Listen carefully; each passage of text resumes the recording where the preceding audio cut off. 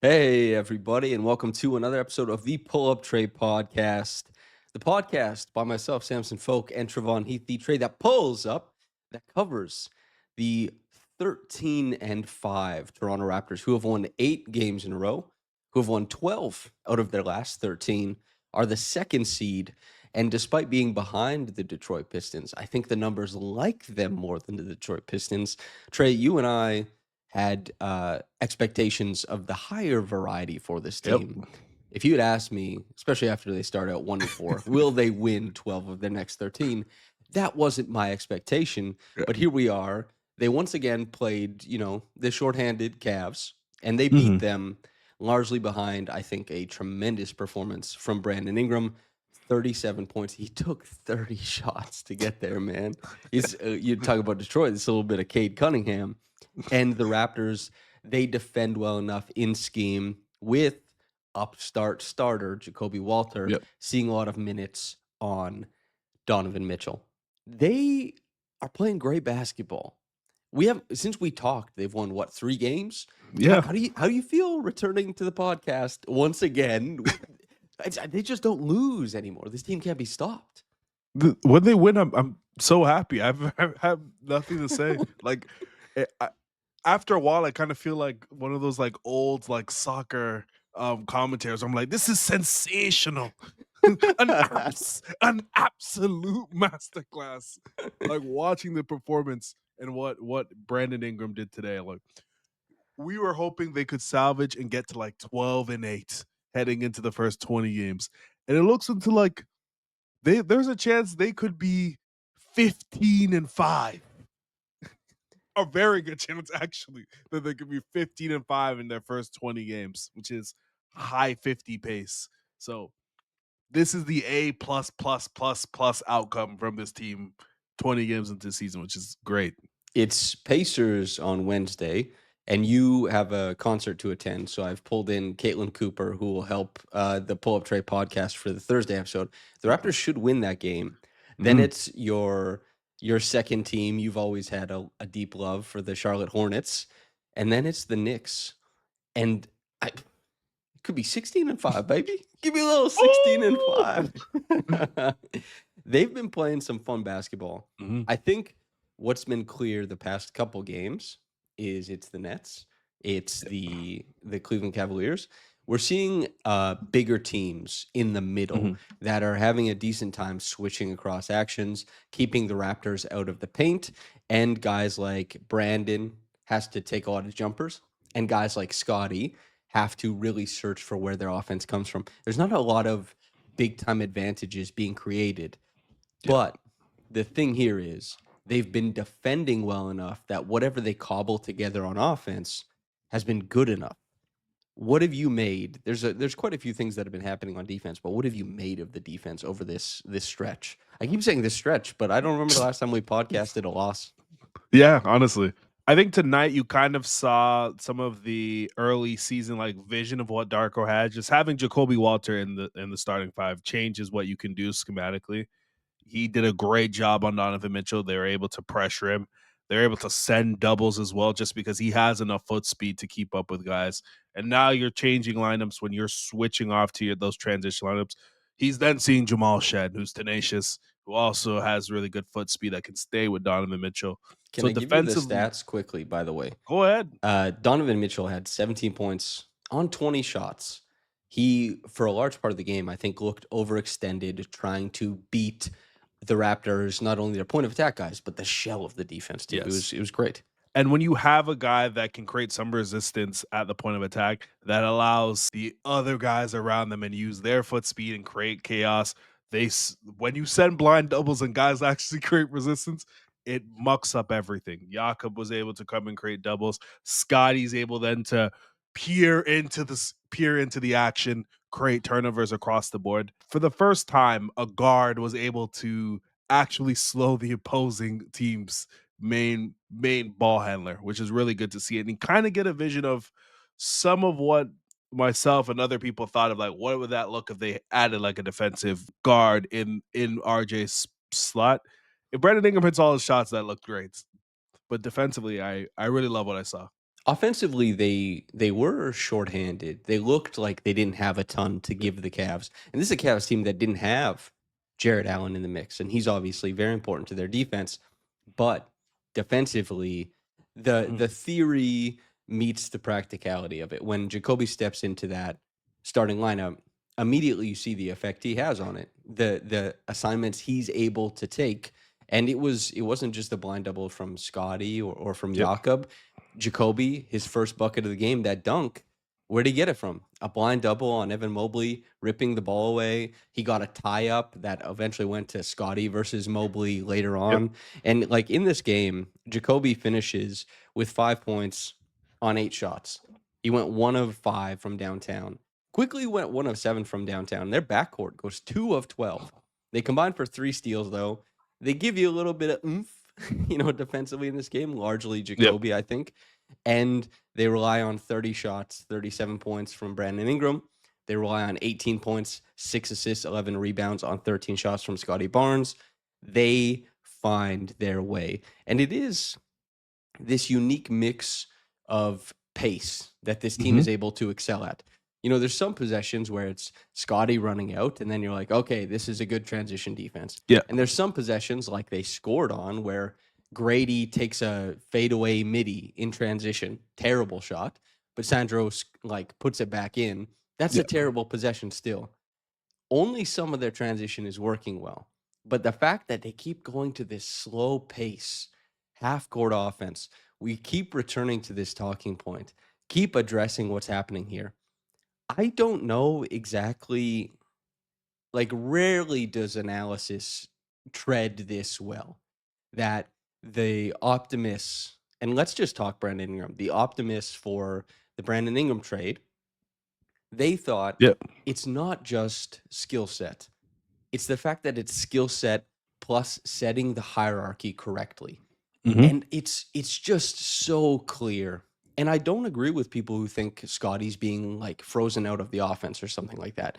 I think that, in some of these games, Scotty has a tough time creating advantages, or advantages for him and his skill set don't look as inherent. So that means he gets to like step in and flow through games. And in the fourth quarter, he had an unbelievable stretch when the game opened up. But when the game was a little bit truncated and they couldn't inject pace, it's not easy for him to identify where he's supposed to go. He is being guarded by the reigning defensive player of the year, and he still finds his way to 18 points on 13 shots. And it's because Brandon Ingram is this giant vacuum of like, you throw it to me with 6 seconds less on the shot clock, and I'll figure out a way to get it in the bucket. Not every time, but often enough.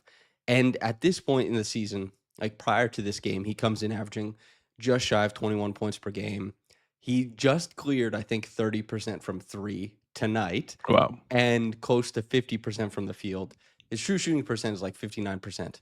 He's eating innings, but Mhm. you have to eat innings. The NBA defenses have gotten really good at trying to take away where you want to shoot. And Brandon Ingram is like, I'm going to take the harder shot diet so everyone else gets to maintain their easy one. And it's translated into a top 5 half court offense. It's just there. It's worked. Sensational. In the half court, like what they run is like fairly simple. It's been pinch post Brandon Ingram. Teams are doubling on nearly every possession, and he's been able to play make out of those and get easy looks. RJ's made a killing on tons of those. Scotty has as well, flipping and reversing the ball once he gets it off the double. Isolation with Brandon Ingram also in those spots, and he's hitting his mid range shots at a high enough clip where it's although he's not getting to the rim, he's creating tons of gravity for everybody else. And like you said, everyone else's shot diet has become significantly easier. I think with Scotty, he's definitely been the most affected by the hierarchy change, but he's taking better shots. It's him getting in transition. It's the switch onto a small, him being able to back down Lonzo Ball and get easy buckets down the stretch. I think the next step for him is probably how can he accentuate some of those little things to score a lot better? Is that being able to score as a roller a couple more times in a game because you set better screens? Is that being able to get a seal on any small and be a better post finisher with his touch. I think his touch has kind of come and go as the season has gone along, and that will get better over time. But their offense, because of Brandon Ingram's like star power and level of scoring, has allowed them to not run these complex actions that they were doing, trying to manufacture a clean shot and just give it to the best guy on the court and score, which is great. Yeah. They just run and out screen, just like go get the ball, angle pick Yeah. and roll. Maybe it's an ISO, maybe it's pinch Mhm. post, but this is the foundational, fundamental, like these are plays you run in basketball. Yeah. You and I were talking the other day, like in our friend group, about how, your high school coach didn't teach you that much, man. Hey, like he didn't teach you that much. He taught you like the bare minimum. Mhm. But when it comes to Brandon Ingram, that's kind of all he needs to get his game off. Now, sometimes they do run a nice little action for him, but to the Scotty Barnes point, he is career high in true shooting percentage. He's just below how many points per game he scored last year. His usage is down significantly from last year. His output is very similar Mhm. offensively to what it was last year. His efficiency is up an unbelievable amount. And so they still have to work and grind and figure out more ways to include their all-star level talent in the Of offense course. and try and make it work. Scotty, as we've seen and covered him for so many years, for his scoring game to get off, he is more of a matchup dependent scorer. If there's a Mhm. team that he can mash and bash, it might be 32 points. If there's a team where it's not going that easy in the half court, maybe it's 14, maybe it's 18. But in past years, a game like this, maybe he would have still finished with 18, but maybe it's 18 shots and like Yeah. 5 free throws and way more used possessions. He's very streamlined right now.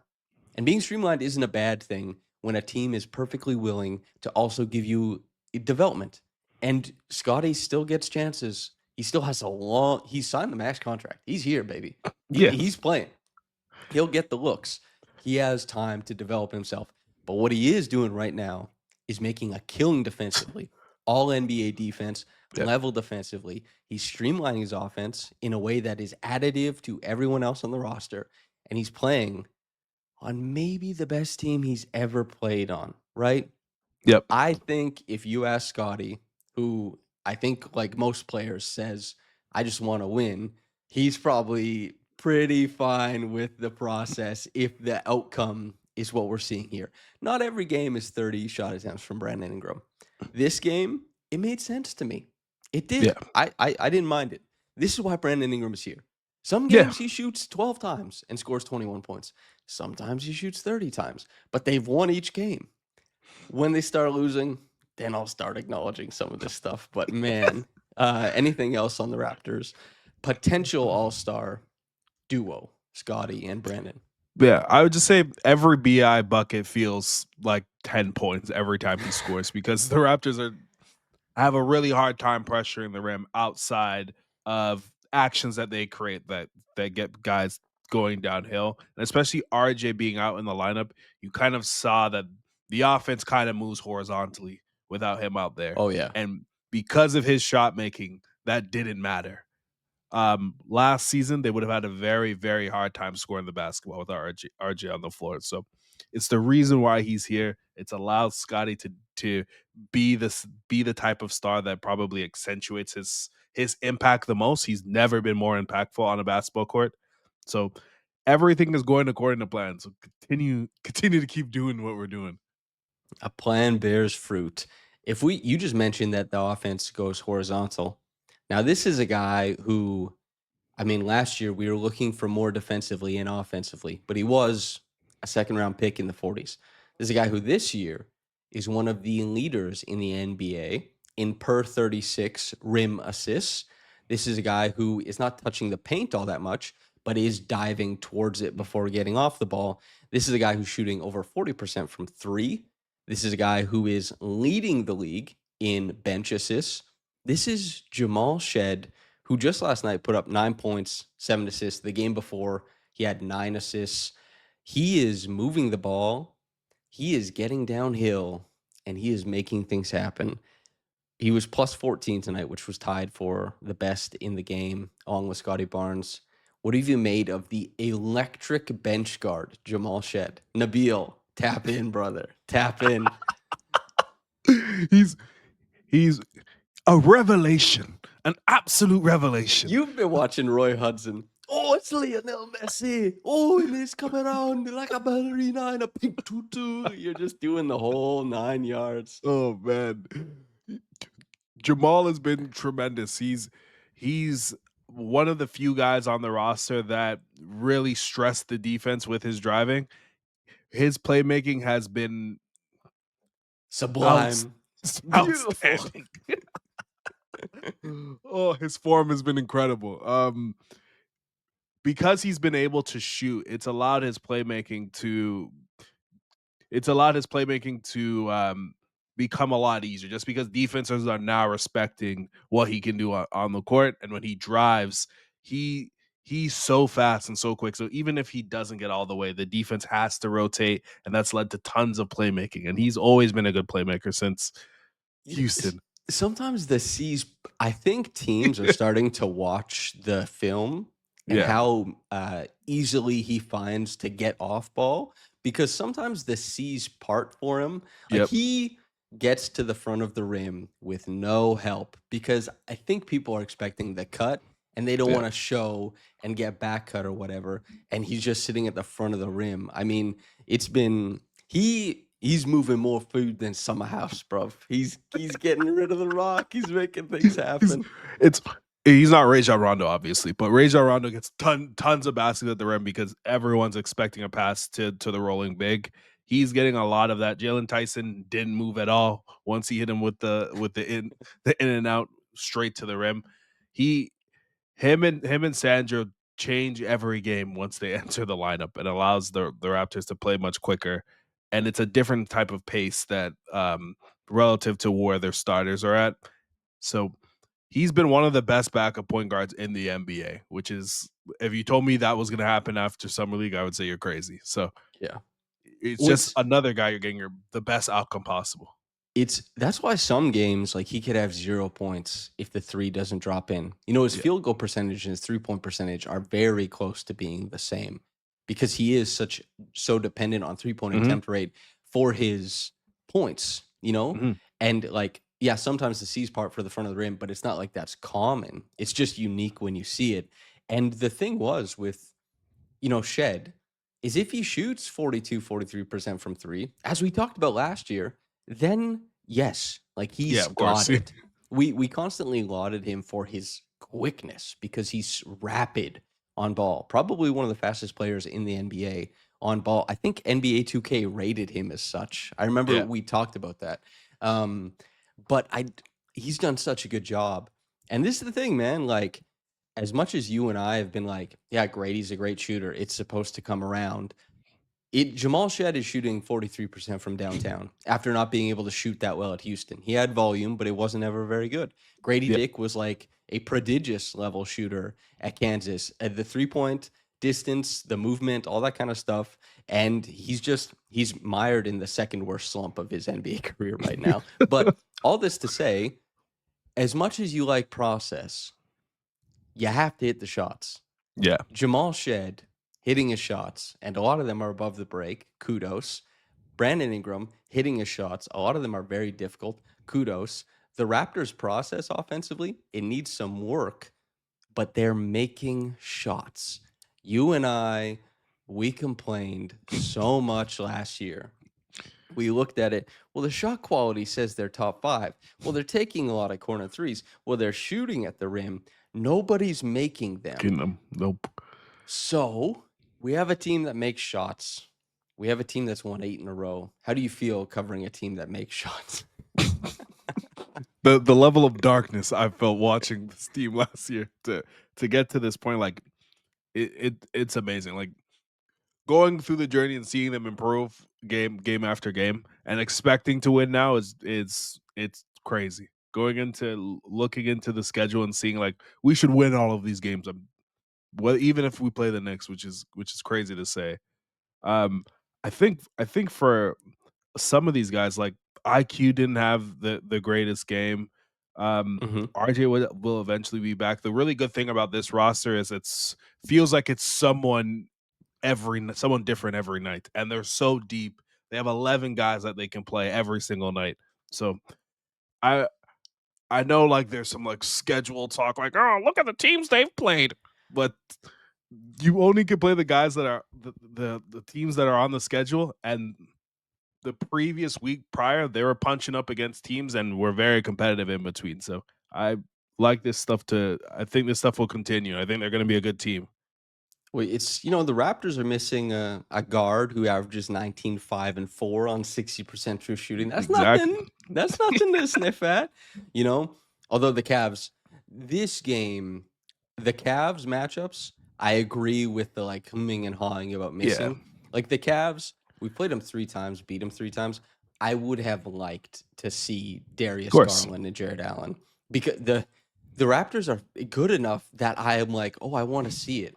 I Yeah. want them to be in the quote unquote dogfight or something like that. But as far as playing the 76ers without Joel or, the Hawks without Trey or things like that, the Grizzlies without Jaw, that stuff, it doesn't really move me because the Raptors have had guys miss games too. They've been healthier than most teams, but they also Mhm. play 11 or 12 every night. And they haven't had these deep playoff runs that affect them over time. They play shorter stints. Obviously, a game like tonight, Barnes and Ingram both play like 37, 38 minutes. That's not the norm. But the Raptors, Darko, has been preaching this about how he wants to handle the team, a deeper rotation. And we're seeing the fruits of that labor. And so they're in a good position to make hay while the sun is shining. Because again, nobody, and if the Raptors are a contender, great, but nobody said this team was a contender. The Yep. expectations are not there. If it burns and crashes in round 1, 2, or 3, or whatever, hey, they got there, then we assess. But as far as this regular season, if there are injured opponents, mow them down. Please. Don't apologize. Thank you for the win. Aidan Lising. Aidan Lising post game art. That's what Please. we'll be talking about with in a little bit. I should have said that at the top of the podcast. Well, it'll Yeah. be in the title and description or Yeah. whatever. Also, make sure to like, comment, subscribe, all that good stuff. I was good at it for a time, and I'm not anymore. I 20, lost 20 minutes, like on the aggregate, I feel is still pretty good. dude. It used to be like minute 50. And I'd be like, Yeah. "Oh, Fact. brother, oh man." That's also kind of been a surprise, not to do too much inside baseball, but you and I before the season were like, "Well, we're doing 2 a week. We'll Yeah. see if people have the stomach for more of us." They've had the stomach. Yeah. Yes. Second servings, heavy helpings of podcasting.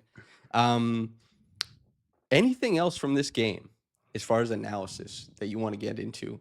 Or I guess over the past however many games, because you and I haven't talked in a while, do we need to focus on anything more? You kind of got the idea of like what that defensive guard kind of looks like with RJ without RJ in the lineup. What are your thoughts on having quickly defensively play other two guards, because he has been absolutely getting fried all season by opposing guards? I think I don't I like that they can go to this. Yes. I don't typically like when teams downgrade and like again, you're the Jacoby Walter guy of our podcast, but I also Yeah. really like Jacoby Of Walter. course. I do not think Jacoby is better than RJ. Yeah. And I don't like when teams downgrade starting lineups for like quote unquote fit. I think we saw that against the Nets, who are not a great team, that like it was, oh yeah, we were seeing spacing when they opened up on that 12-0 run. But it immediately they lost it back. It was like the Mhm. theory of spacing next to guys of Mamu in the starting lineup. Then they immediately felt it on defense and they felt it on the screen setting and they felt it on the offensive rebounding and they felt it because it was, Mamu wasn't just torching the hell out of bench bigs. And like, so there's drawbacks and you saw them immediately. I think Brandon Ingram saved this team from feeling the drawbacks Yeah. offensively a lot more than they could have. You summed it up perfectly. Something I probably would take 2 minutes to say. You said there's a lot of horizontal in the offense right now. Perfect way to Yeah. sum it up. RJ is the salve to that. I Mhm. like that they can go to this. I like that Jacoby, I think he's played defense really strong. so strong that I'm okay with the shot making coming going. And just you toggle it depending on the night. Tonight he got 24 minutes. Some nights it's going to be 13. Some nights it's Mhm. going to be 11. But if Grady he goes 0 for 5, then it's easier decisions to make. And Yeah. I like seeing them play defense this way. It gives you insights into the future of building this team. I think Mhm. mostly. Jacoby has not compelled me so far to jump over RJ Barrett. But I like that they get this data because this stuff actually really matters to coaches and decision makers. That's where I'm at. Where are you on it? Yeah, they played too well, obviously. To the starters are positive now over the last like week or so. That's sort of turned itself around. So I'm not there. Like I view it long term. Like if you value quickly as your major shooting threat that you need to have around both all-star guys, then you're going to need a point of attack guard in order to keep him on the floor and be able to be super valuable, which is like the tug and pull from RJ Barrett. But they aren't able to get any penetration and get to the rim. And there's going to be games where BI is 12 of 30 because I hope not, man. Not 12 of 30. because you're forced to take more contested shots. He obviously hit those, which makes things a lot easier. I was smiling from ear to ear, but that's just not always going to happen. I think some of that is going to also depend on like how Scottie develops. If he develops that skill, that makes everything around the what you can build in terms of a lineup easier. So it kind of depends. Can we do a little bit of like 5 minutes of basketball Yeah. theory on Mhm. Scotty's development? So Scotty, last game, 17 points, 6 of 13 from the field. This game, 18 points. What was it? 8 of 13 from the field. He's averaging just under 19.3 points per game. Looking at his game, what type of shots do you think is the most realistic pathway for Scotty to get more points per game? I think it's post ups. I think it accentuates his strengths. I still am a believer in his touch, even though it's kind of been wonky this season. And it's a quick way for him to score without having to dribble through tight space. Because I don't think the handle will develop enough in a way where you can throw him the ball and ask him to probe through a defense. It hasn't been there this season. But when he gets post ups and he's able to get a guy on his hip, he's gotten to a hook. He's gotten close to the rim. I think it's just developing that footwork from there. I I think I'm not a strictly post-ups guy. I Mm. don't want him to catch it on the side, not like Brandon. I don't think he's Yeah, yeah, for nimble sure. enough. Yeah. I kinda like the elbow free throw line stuff because then it can just be up to Scotty. He has a good mid-range jumper. It's He does. not transcendental. I don't want it to be every as much of his shot chart as it was last year, but I do think it's a strong place for him to work from as a passer, one, which is his greatest offensive skill. And Agreed. two, it allows him to lean on his mid-range shot making, which is above average. Three, it depending on how teams shade him, there might be driving lanes that he can get there with strength and get to, as you mentioned, like those touch shots, which you and I are big believers in. That's the place I think for like getting his own offense. And then you mentioned it somewhere in the podcast earlier. A little bit better on the screen, a little bit better on the roll. There's points there. Yeah. He can get to 20 points per game without Mhm. much development. But I did want to know because you and I have been discussing for years about what does it look like. And this year he's been one of the best transition players in the whole league. A lot of the best parts of his usage are attached to that, but it should be interesting to see how because he will eventually be a 20-point per game scorer. Yeah. Just wonder what it might look like there. Any addendums before we talk to Aidan about his tremendous art? Oh, just I hope the Raptors never lose again. This has been awesome. They say, at what point is it not a slump anymore and just who he is? Nabil under there? Bingo. Oh wait, let me get it. Where's the correct one? Yes, the Hey. man of the hour, Aidan Lising, the viral artist of the Famous. Raptors post game art, as seen on Sportsnet, as seen on NBC, Peacock. Aidan, Oh, how you feeling, man? Well, first of all, Samson, Trey, thanks for having me on. Of course. Well, Nice to meet you guys finally. You guys are just, Avies on my timeline. just Um, no, oh my God. Like, I can't even begin to describe the last couple of days. It just feels very surreal. I'm very grateful. Like, I don't want to come off sounding like arrogant or anything like that, but it's just been like, it's just all this attention just feels very like sudden. And it's just like, it's really cool that everyone gels with my art. So I'm Yeah. just really yeah, happy with that. it's So it's yeah. great. Yeah. Oh, thank you. I'll say, obviously, I've been covering the Raptors for a while. There's a lot of great artists, and I know you've shouted out many of them. There's so many people who have, even they don't do it anymore, but have had pockets of time where they're doing art. Yours, I think, just based on what's going on Twitter, probably the most viral I've ever seen Raptors art go. Yep. And I think it's a testament not just to your art style, but your ability to weave in popular culture. And I do want to ask you, like, I'll put it on screen now. This is the alien one where Wembenyama is behind CMB. For audio listeners, sorry you're missing out on this, but go to Aiden's socials. They'll be in the description. But you just have so many different, I guess, influences and stuff like that. And it made me think about, uh, they mentioned I was watching this Pokemon card thing, and the head designer of Pokemon cards or whoever decides it was like, yeah, Gengar is my favorite, so that's why there's so many Gengar Pokemon cards. Who is your favorite Raptor to draw?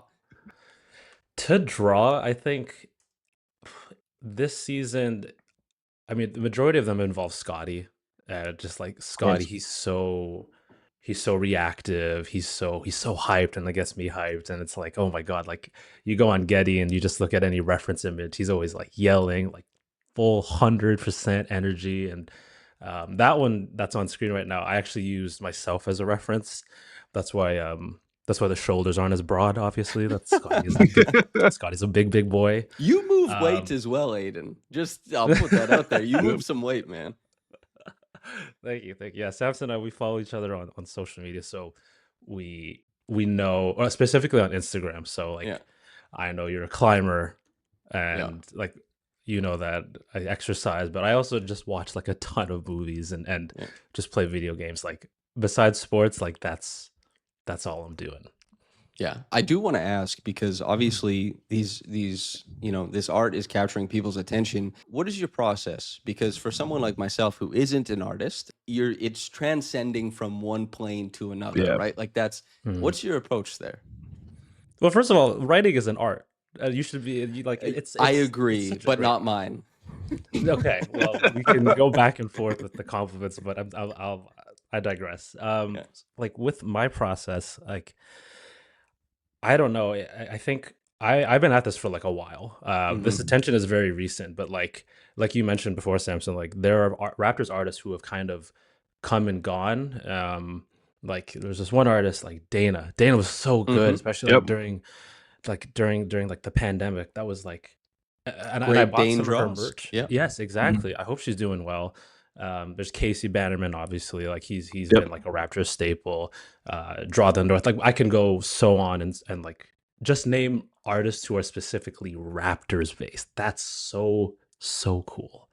Um, but like, yeah, sorry. In terms of my process, like I'll first of all I'll watch the game, which I think is very important. It Yeah. seems really obvious, but No like, box score watching from Aiden. no, no, no, no. I mean, on Friday I kind of had to do that. I mean, I had the game on the radio, but like I had to do um because I was out that night, but I had the game on, and then when I got home, like I at least watched the highlights because Yeah. like God bless NBA is doing like 15-minute highlights now. Yeah. Um, so I'll usually watch the game, and I'll probably know by like I'd say midway through the fourth who I'm probably gonna draw. Um, and then I'll sit down after the game is over, look at the box score, and just kind of see like, okay, so and so might have had a better stat sheet, but like I don't know, like Emmanuel quickly, like he had some clutch threes against Philadelphia. Yep. Like I have to do Yep. something about that. So it's stats, but it's also like the eye test and vibes. And like I think for me, I really just if I have an idea, I kind of just run with it. So like for the Wemby one that you showed earlier, like God, it feels like a million years ago now when we played the Spurs so early in the season. But like everyone's calling, like his nickname is the Alien, right? Yeah. So I thought, okay, everyone's doing that typical like green alien with the big head and like the big eyes. But I was like, no, like what if like I'm trying to think of other aliens in pop culture. I'm like, what about like a xenomorph from like the Alien franchise? Hmm. I'm like, that's terrifying. And like the first couple of games Wemby was playing, like before he got hurt, like he was terrifying, like absolutely terrorizing other teams. So I thought, okay, Wemby's nickname's the Alien. I'll use the movie Aliens as inspiration. And then uh, our poor victim here, CMB, he had a good game. So I was like, okay, kind of have to show, I have to kind of give some credit to our guys because at the end of the day, it's all Raptors based. Yep. Yeah, which makes sense. And with your art, like there's like tons of like pop culture references, like in general. Like Mhm. my favorite one is the quickly one which you mentioned because I Mhm. love Better Call Saul. But what are some of like your favorite shows or favorite influences that you've put into your art in general? The one piece that I felt like, I don't know if this is going to work as a reference, like when we played the Rockets and Mhm. and Kevin Durant went off, The like chess. Yep. the chess Yeah. one. And again, I'm getting so deep into like the film weeds here, but Oh, go ahead. that's like an Ingmar Bergman reference. Like that's Seventh Seal. We're talking like film school history. I didn't go to film school. I just like watching like old movies and stuff. And I'm just like, well, Kevin Durant, like he's like the Slim Reaper, right? And there's a scene in the Seventh Seal, like where the main character asks Death to play a game of chess. I'm like, okay, sure, let me run with that.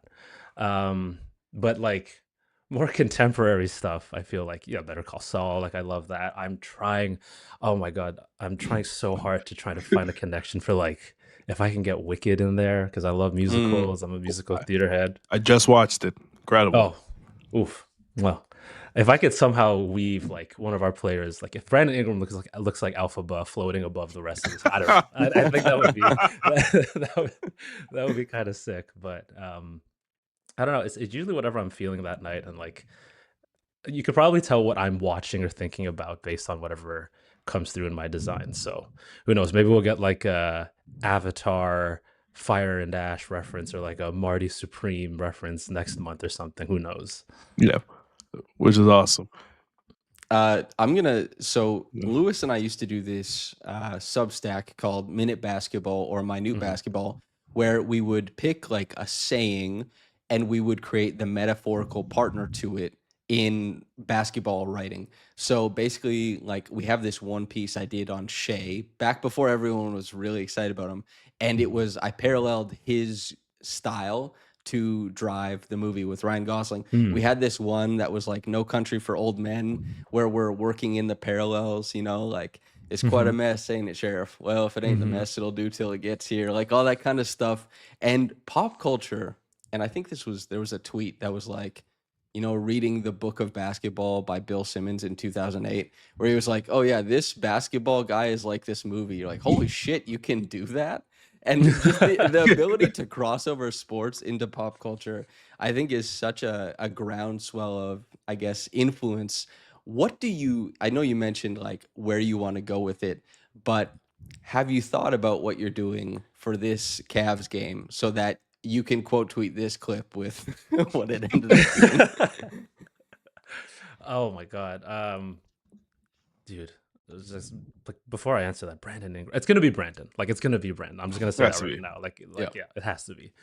Just like oh my god, I haven't seen a score like this on our team since like probably Kawhi. I don't know if I'm thinking like I'm I missing think some years. it's Okay, Kawhi.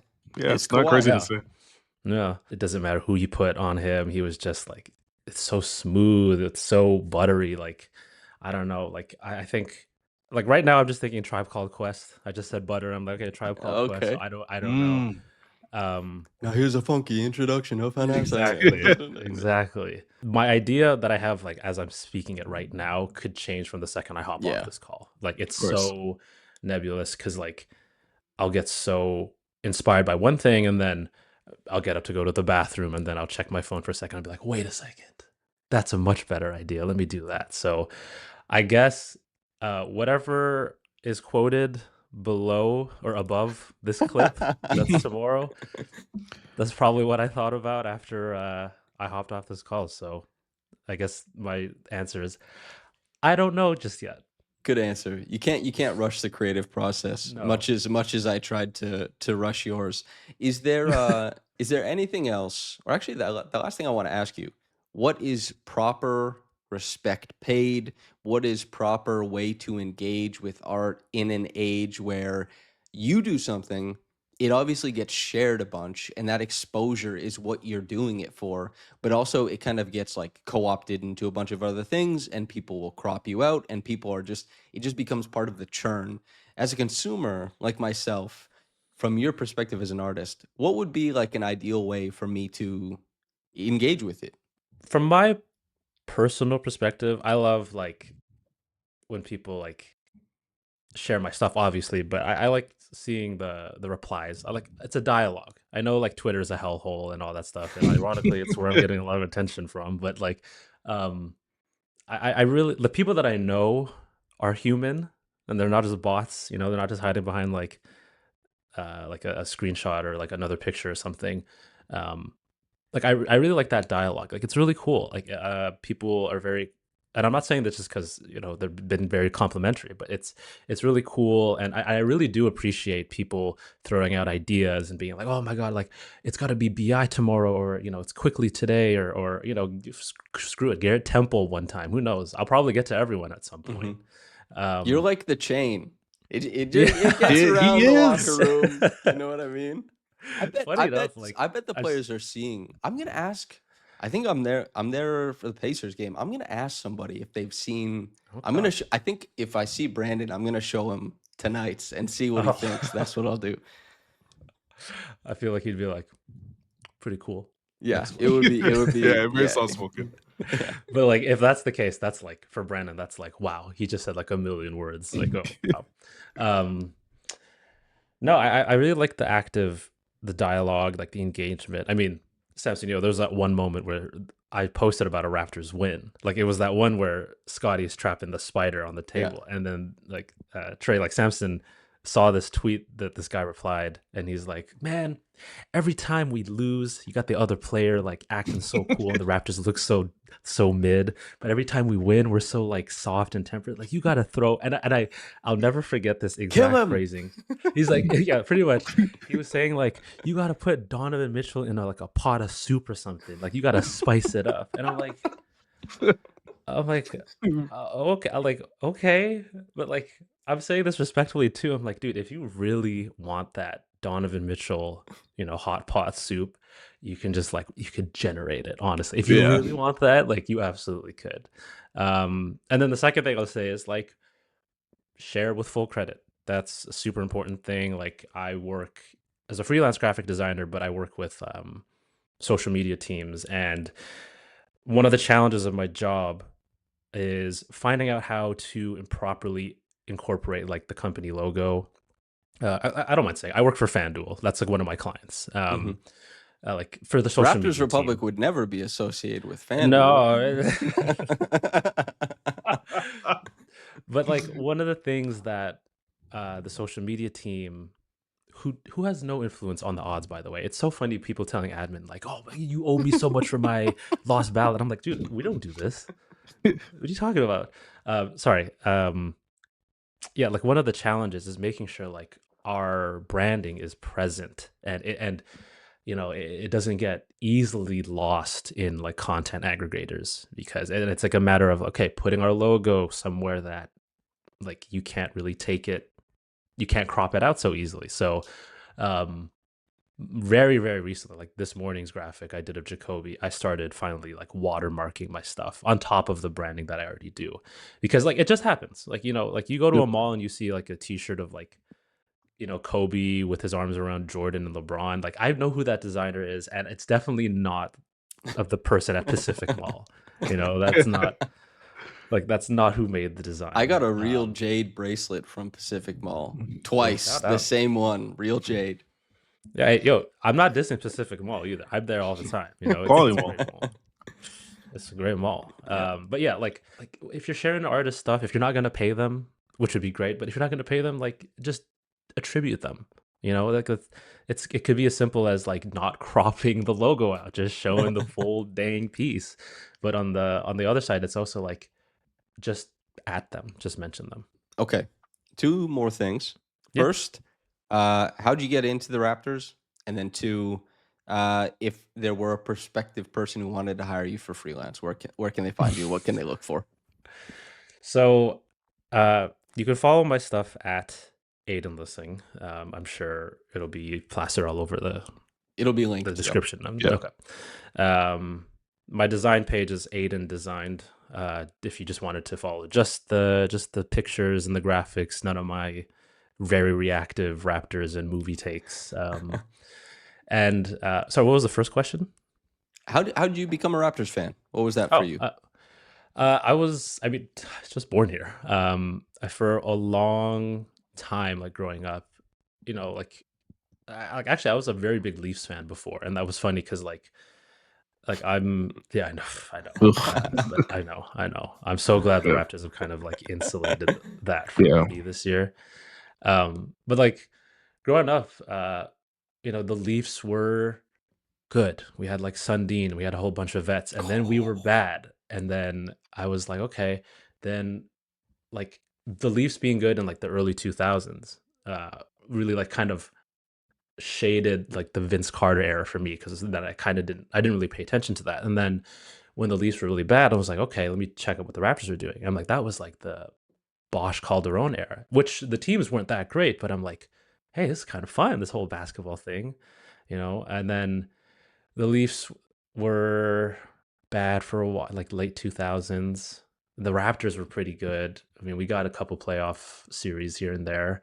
And then I'd say like my real latching on moment to the Raptors was like the season we got Rudy Gay. I remember going like, "Oh my gosh, I've heard of this guy's name.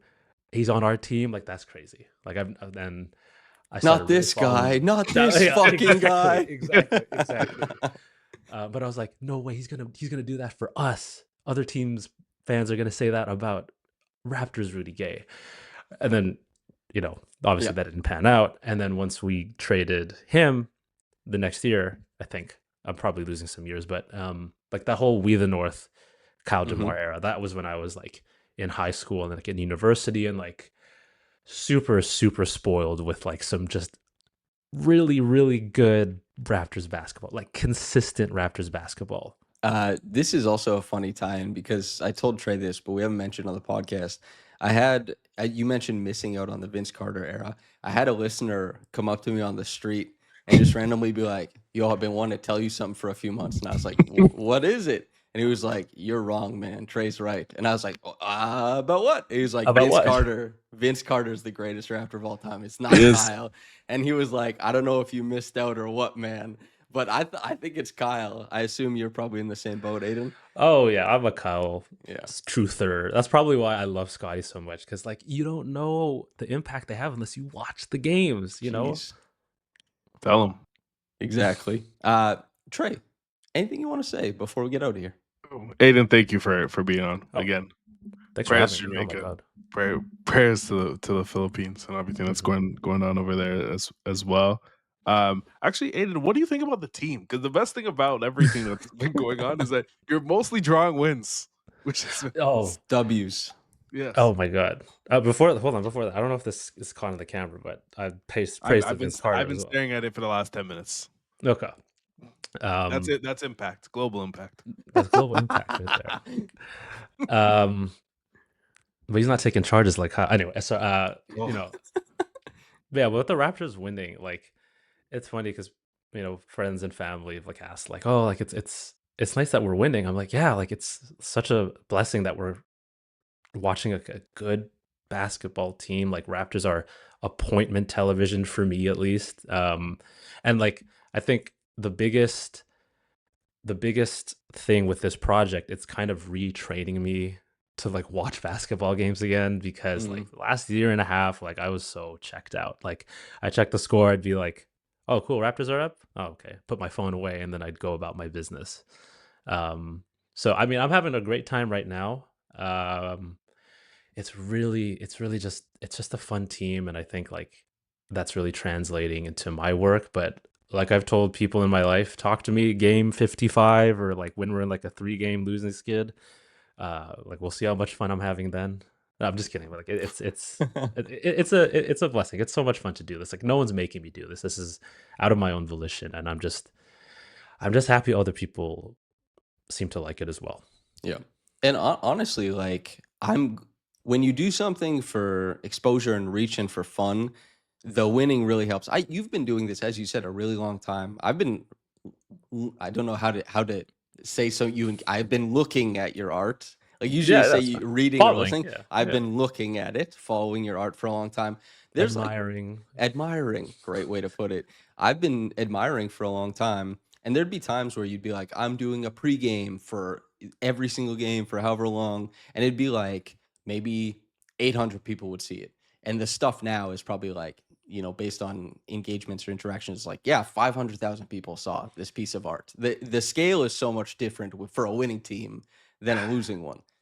It's crazy. Like, I was just in like my family group chat, and I was sending them the video that someone graciously sent me on Twitter of like the peacock recording, which I was like, oh my god, that's so I'm so thankful for that. And my older brother, he was like, that's probably the first time in history where the name Lising was said on NBC, and I was like, huh, that's a really funny Jeez. way of putting that. That's motion, man. You're the first. Yeah. You're the first in a long line. Oh man, I'm super grateful, and I'm just happy to cover a winning team so far. I mean, like it's like I'm sure you guys know it's been fun again. The Raptors are fun again. Yeah. Yeah. It's better than anything. Okay. Listen, I think that you're gonna get to do some playoff posters, and I think that's cool as hell, man. I'm excited to see what you cook up the rest of the season. I'm excited to see what you cook up for tonight's game. Hopefully, the genius finds you wherever it does the rest of the night or tomorrow morning. Aidan, anything you want to say before we get out of here? Uh, yeah, I've always like attributed this project to like specifically two artists that I followed. Number one, Pure Hoop, aka Jack Perkins. He is another artist online, and he did this exact idea last year for the Lakers. He's still doing it this year. His stuff is incredible.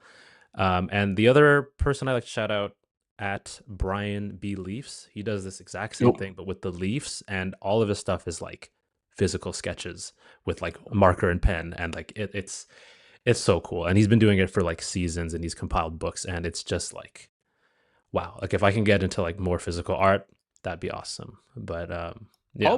I'll buy a book at the end of this season. I'll buy that book, and I'll buy like 10 of them and give them to listeners and viewers. If you decide to put something like that together, you'll have 11 copies sold at the very least from, Hell yeah. and we'll give them out to people. Just something, listen, 11 copies Back doesn't burner. make publishers say yes to anything, but I'm telling you, there's a bit of the Pull Up Tray podcast is a little bit of purchasing power.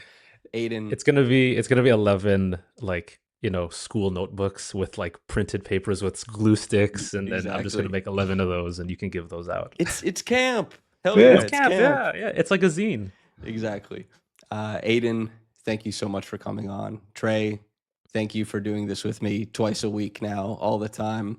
Although not next week, a couple days from now with Caitlin. You're going to Leon Thomas.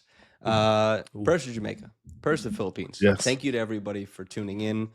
If you have the means, go see if you can support those causes and people in need. Thank you for listening. Whether you got into this in the morning or at night, from myself, from Trey, from Aidan, have a blessed day and goodbye.